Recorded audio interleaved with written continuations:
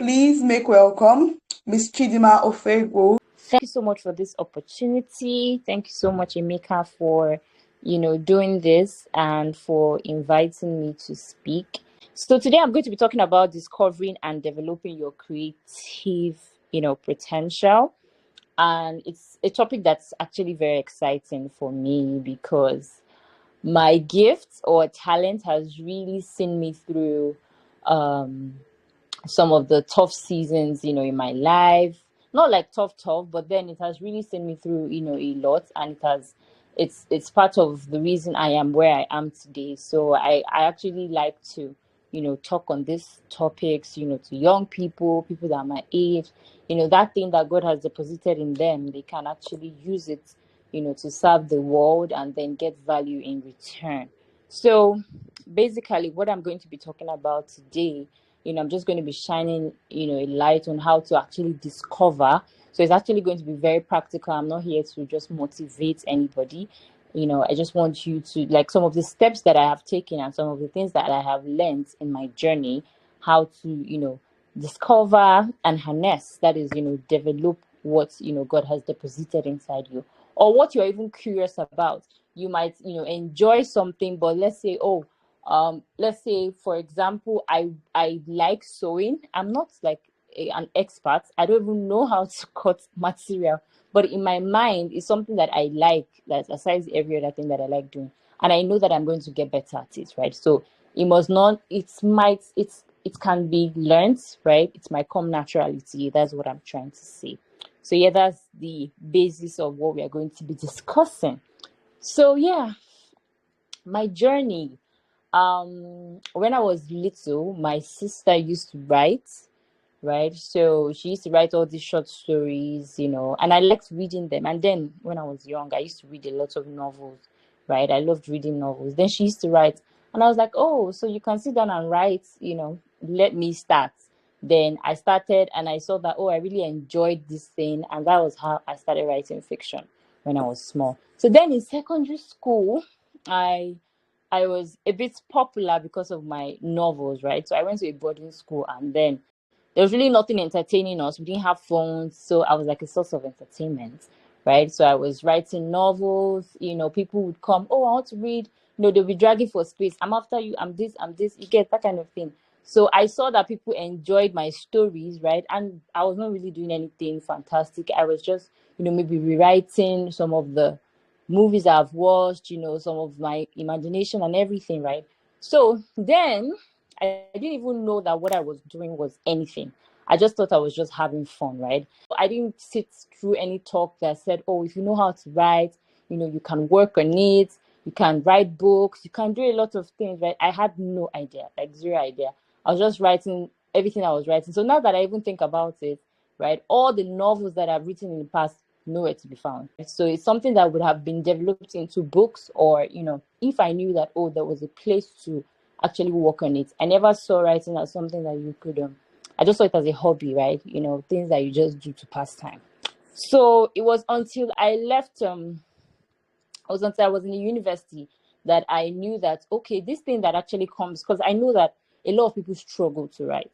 So the first indication that you know that there's something you're doing that is unique is if it comes easy to you, that's like your gift, it's like your talent, right? People actually struggle to express themselves in words, right? I've seen it a lot of time. And for me, it just came easily. I liked to journal, I liked to keep diary, all those things. So it was until university that I saw that, okay, this is actually something very valuable, and I can work on it, and it can actually, help me. It can bring me value. It can help me. It can also help me give out value, right? So that was how I started. So why I like telling young people is because I know there are a lot of young people that know how to write. They don't know that, oh, this thing that you can do, not even writing, even maybe you're an artist or you like to sing, anything at all, right, that comes natural to you, you can actually use it to create value. So yeah, so it was in university I started working on it, and that skill is what has fed me, right? Even as my parents, they were, about to retire, and money from home wasn't great, but I did not flinch because I started working on that skill. and it was feeding me. I used it to pay for accommodation, like the money I was getting from being like a content writer, content marketer, all of those things. And it's what I still use till date. So even my degree, as you know, I studied biotechnology, I haven't used it, to earn an income yet, right? It's still something that is still, far, in the future. But what I had to do, what I found, oh, I can do this, is what has kept, has taken me. It has actually given me platforms to speak. It has done so many things, all because I knew that, oh, this thing can be worked on, it can be developed, right? And if I surround myself with people that are, like this, like that have this creative abilities, then I can actually use it for something good. So yeah, that's my story, right? So, and yeah, creativity is not just about, it's not just about being artistic, right? So creativity is just the ability to use your imagination and original thinking to produce something new. So you're creating something out of nothing, or out of, something small, right? Use it to produce something new, valuable, or meaningful. Like I said, it's not limited to art, right? Creativity exists in so many fields, right? Like, we are having this conversation because somebody thought it wise to develop a smartphone, right? That is creativity. It's not just being able to write, being able to sing, being able, there are a lot of things, right? It's just that curiosity in you. You imagine something in your mind and you bring it to life, right? The apps that we have, let me just mention some of my favorites. So both, right? Because I don't like standing under the sun and waiting for taxi, I can, before I step out, I just book a ride, and when my rider is ready, I come out. Somebody thought about it, and then that was it. So this is actually a very important topic, because everything that you think about, the greatest, we all know that God is like the greatest creator in the whole world, right? That created this world out of nothing. So there's really nothing that you think about that you want to exist that cannot exist. You just have to think about how to come, how to bring it together. So every time I tell people that technology is actually a lifesaver. Like, if we were in those olden days, like when things were very manual and very hectic, like it was a lot. If you hear people say how they used to do things, I remember something I saw, how lovers were communicating via letters, and I'm like, so I'm going to send you a letter and you receive it in like 1 month. And I was like, if these people can survive in those times, then really there's no long distance with technology that cannot survive, because technology makes things easier, right? And it was someone that sat down to, think about it and bring it to life. So the core elements of creativity, right? What are the things that make someone, a creative? Imagination, right? You are able to think beyond what's possible, right? Very important. You are able to think beyond what's possible. You might So if I bring it to my field, right, I see that there's something that I want to exist that is not existing. Maybe it's a book or something, and then I bring it to life, right? I've just been creative. Or there's something that I want to exist, maybe like a different type of smartphone where I can, if I took my head inside the phone, it's, I don't know, but just something anyhow, it can exist. So imagination, right? And another thing is originality, right? Coming up with ideas that are different or fresh. Yes, there's really nothing new under the sun, but then, being original, right? Doing things that are, are out of the norm, and then problem solving. So at the crux of, creativity is being able to solve a problem for somebody. So bringing it to the writer's world now, people like Maya Angelou, if we know her, she uses her words to heal people, to inspire. So out of her pain, if you read her books, you see that she had actually gone through a lot of pain. So out of her pain, she's using it to also connect to other people who might be on the same level with her, but then they don't know that, oh, there are people like me, that have gone through this, and then they are able to navigate, right? So writing is not just stringing words together. It's actually a way to connect, to heal, right? When you read books from people like so Chimamanda, right? She shines light on things that people don't want to really talk about, right? I'm currently reading her dream count, you see that there are a lot of shege, for lack of a better word, that certain people are going through because of certain other people. And then people might feel isolated. Maybe they are going through this, but when they read books like this, they see that, oh, there are actually people like me, and then they also see a way to navigate it. So for writers, for their words can be like a mirror, it can be like a map to show them, oh, this is how you navigate your stuff, right? So problem solving.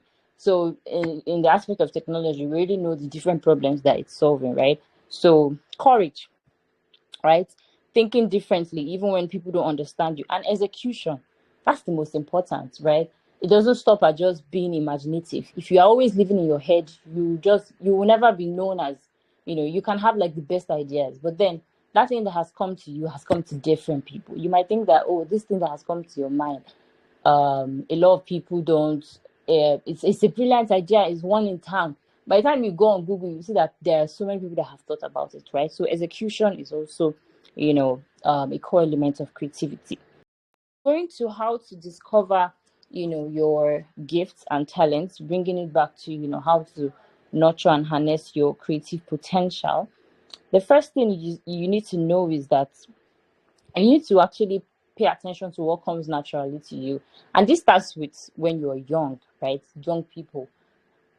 So I currently teach in a school. There are so many people that have it that like when you see them perform, is either oh, they are not shy to speak in public. That's a skill, like that's a gift, that's a talent. There are some people that if they are speaking, their head will be on the floor, right? But there's some people that they're not even scared of anybody. That's a talent. You should nurture it, you should grow it, right?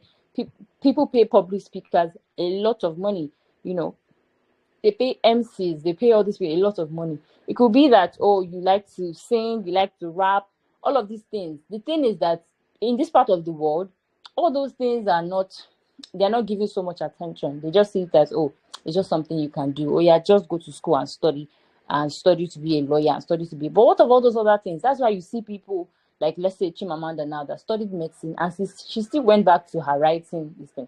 But then if the parents have caught it early, because it's not like it just came out of the blues, she had been like that, right? And said, oh, you want to study writing? Yeah, study writing, but if it's not it. So imagine now wasting so many years, of your life, not wasting per se, because I don't believe anything is a waste, but using your time to do something else, and then you now go back to that main thing comes naturally to you, right? So one way is just notice the things that come naturally to you, and what do people say you're good at? Even if you can't notice it by yourself, what have people said you're good at? Say, oh, you're so good at this. Oh, Tolu, you're so good at this. Oh, this is so perfect. Oh, you can draw. Oh, you know how to talk to people. It doesn't have to be something, your hand. It can be a soft skill. It can be that, oh, you know how to talk to people. You know how to settle issues. You know how to, just be lively. You know how to be the life of the party, right? Those kind of things. So, pay attention to what excites you, right? The things that make you lose track of time. You're doing it and you just forget about every other thing, right? Look back at your childhood. For people that are here, we're still, growing. You're still in your adolescent stage, right? Look back at your childhood. What have you enjoyed? Have you enjoyed fixing things? Have you enjoyed fixing things? Maybe you want to be an engineer, helping people, drawing, organizing, etc. You can also ask people that you trust, right? um Others can see strengths that you overlook, like I've said. You'll also be open to trying new things. And there's this thing that even people that are grown, even adults now, when they talk about exploration, right, doing a lot of things. So I was on a call and one guy was saying that, oh, he dabbled into so many things. He did this, he did that, and now he's doing another thing. And I just made him know that all those things that you did, it was not a waste, right? All those things you did is what led you to where you are. So for me, I have dabbled into so many things. I have done graphic design, I have done hair making. There's really nothing I have not tried. I have tried so many things. And when you try something, you would see that, oh, this is not for me.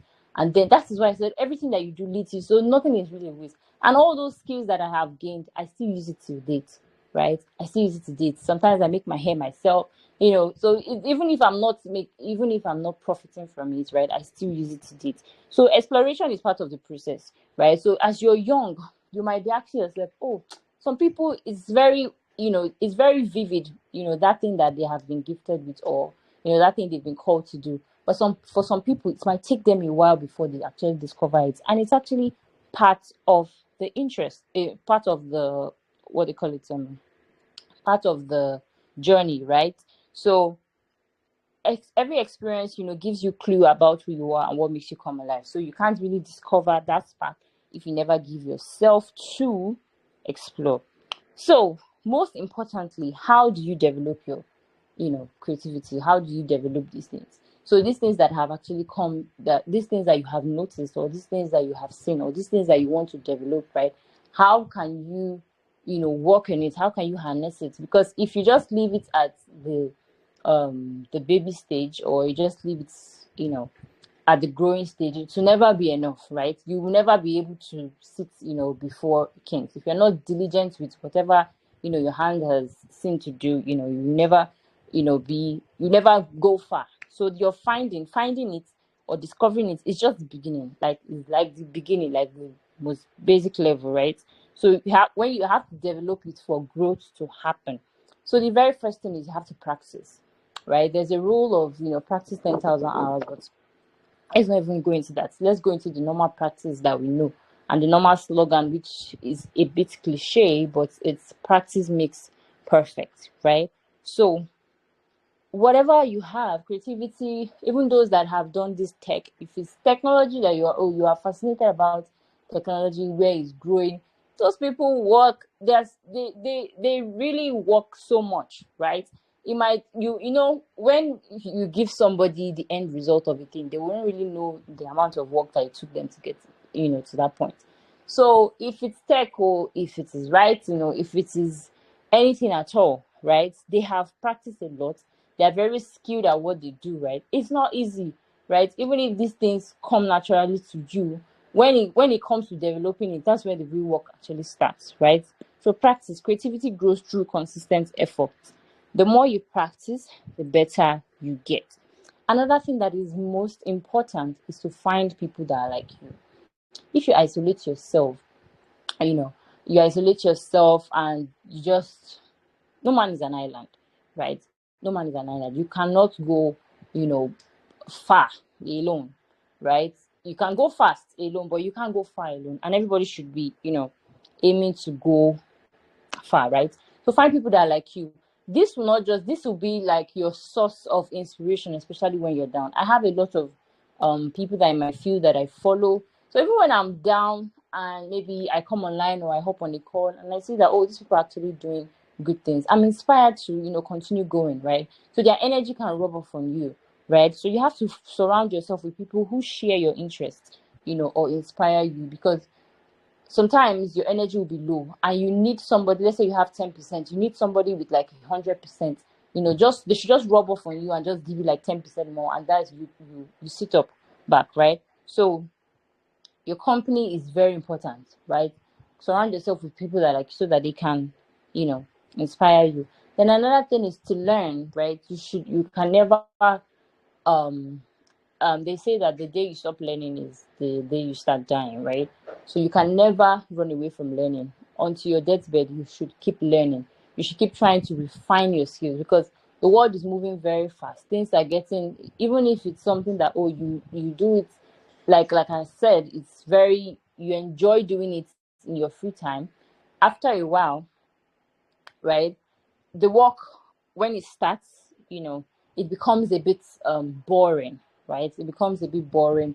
It becomes a bit tiresome, and that's when you might not want to give up. But that's when the real work actually starts, right? So successful people, they are known, for being very consistent, especially when the work is now like routine, it's now boring, right? So learning, trying to fine tune and everything can be boring at some point, right? It can be tiring at some point, but then that's how you become a master of what you do. So learning involves reading, right? Read more books, connect with more people, attend meetups that people, with your interest are in, take courses, watch others who have mastered, what you're learning, right? Then also be patient, right? Growth is a journey, right? It's a process, right? And you should understand that good things take time. Most importantly, you have to use it, right? Use whatever you like. Don't just um let's say you have if you want more to if you want more, which word will I use? If you want to keep being filled up, you have to use it. Just imagine a cup is filled up and you keep pouring water inside it. No. So if you're drinking water from the cup, you get more, poured in, right? So you have to actually use it to inspire people, use it to help people, create things with it, right? Like I said, the crux of everything, or the main point of whatever that thing you have in your hand or in your head, is that you are able to produce something out of it. You cannot be a creator without creating. It's just common sense, right? So you have to create things with it, right? You don't just sit with it and just keep dancing with your imaginations and then nothing comes from it, right? So you have to create things with it, use it to do things, right? Use it to volunteer, use it to create something, use it to help others, right? Another way you can develop it is to find role models. Like I've said, find friends, but now role models are different from friends, right? Role models, you might not have access, to these people, but then you can have access to their books. You can have access to, now there's technology, you can have access to the day-to-day lives, right? Find role models, right? So very important. Then another thing is to always, like I said, learn, but this one is just naturally be a curious person. So ask questions, experiment, and never stop learning.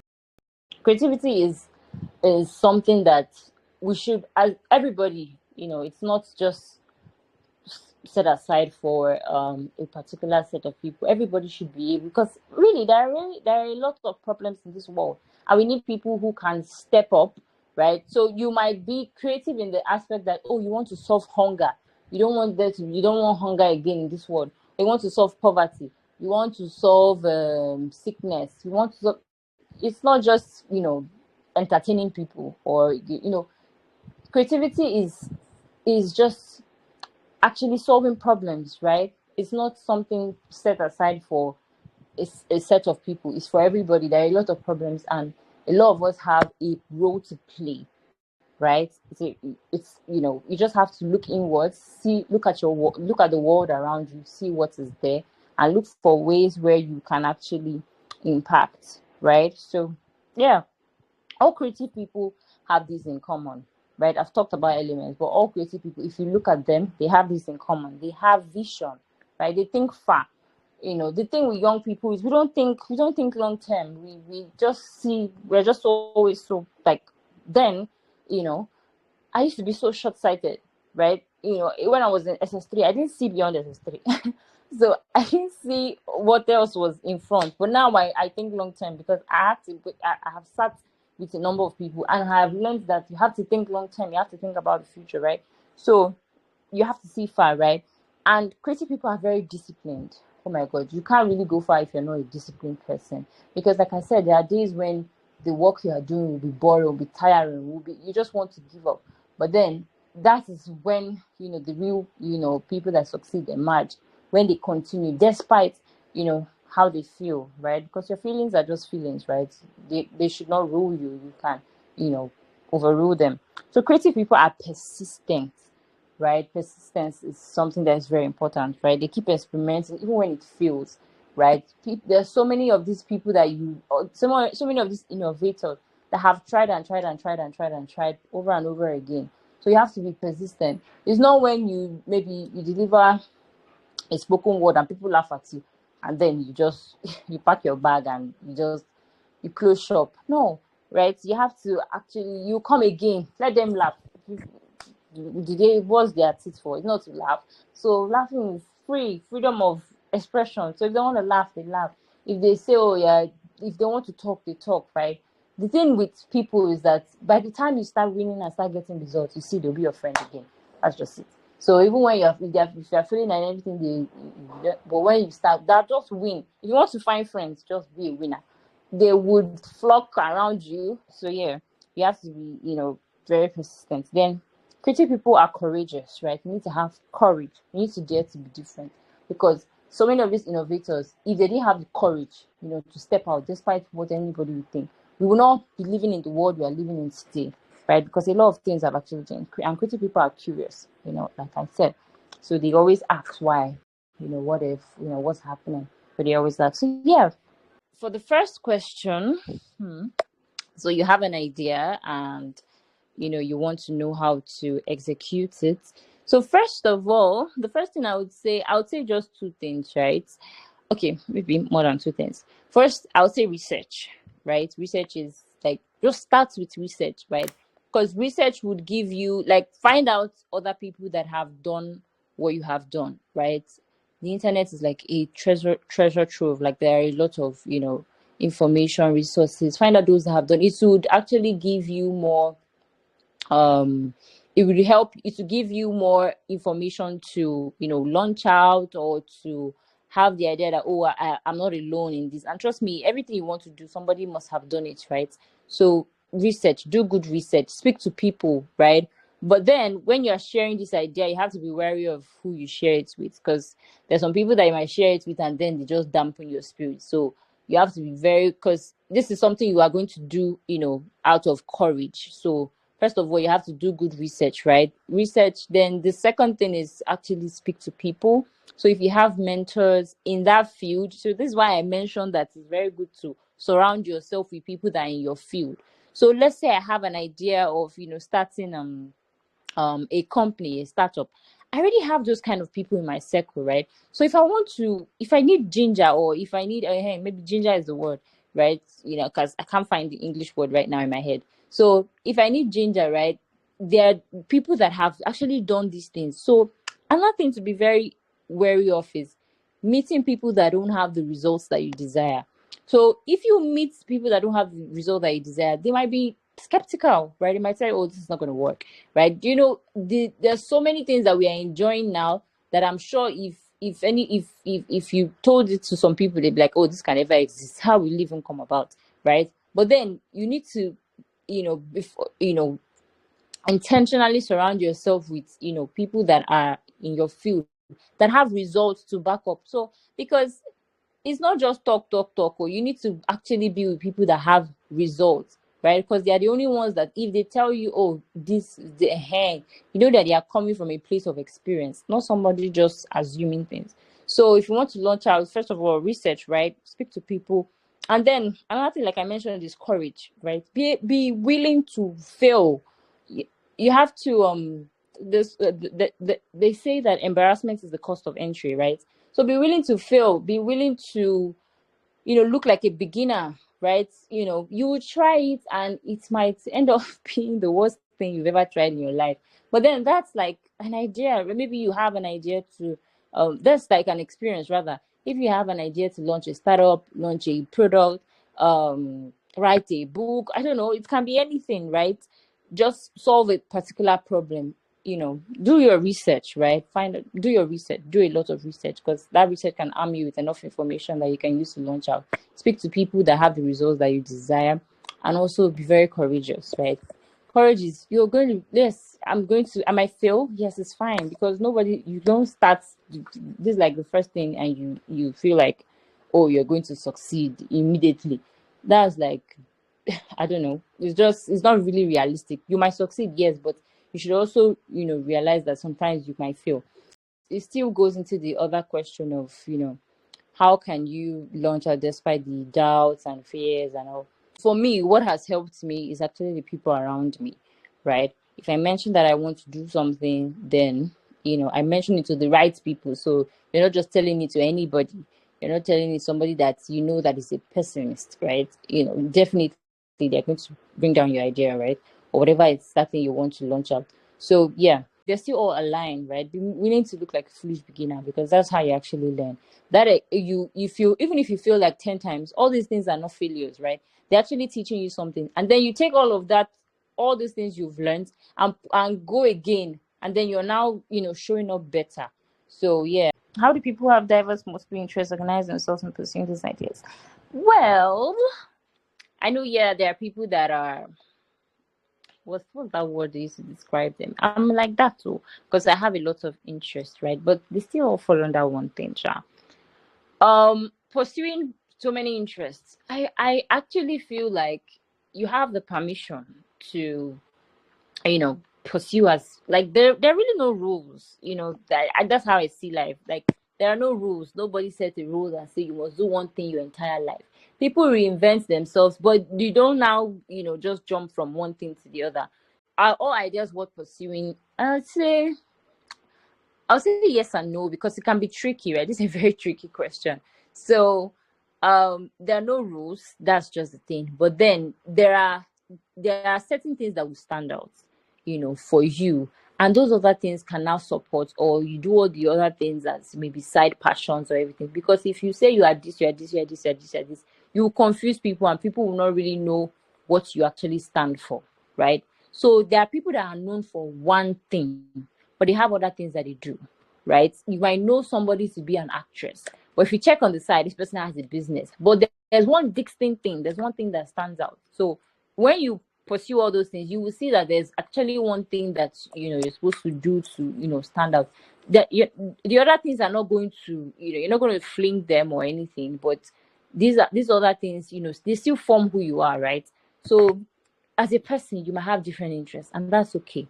That's fine. But you have to figure out that one thing you want to be known for, right? So that you don't confuse people. If I come to them and say, oh, I'm an actor, I'm a writer, I'm a dancer, if you want to call me for opportunities, you will not even know. Say, should I call Chidima? No, no, no, no. I don't think she's doing so many things. Let me call this person that this is all that they do, right? This is what I know this person for. So the downside to just being jack of all trades and master of none, I think, yeah, is that people will not really know where to classify you. So I know of different celebrities that are known for one thing, but then if you check them, if you are reading their bio, you see that there are other things, but there's one thing that stands out, right? Another thing is all your interests, right? You don't need to make it can just be sacred to you, right? It can be something you just do in your own time. You don't need to put it out to the world or want to make profit from it, or want people to know you for that thing. There are some things that are sacred to you. There are some things that I enjoy doing that. So like I said, now I want to learn how to sew. I'm not going to wake up one day and say I want to be a fashion designer. It will never happen. I just like it. So it's just for me and me alone, right? I say, oh, I went to learn to make hair. I'm not going to be a hairstylist. I just like it. So there are so many things that interest you that will just be sacred to you. It's not for the world, right? Everything cannot be for the world. But then there's one thing that's really out there. Because if you it's just it's going to conflict. So this is my opinion, and this is what I feel about that question. This actually brings me to my end of today's discussion.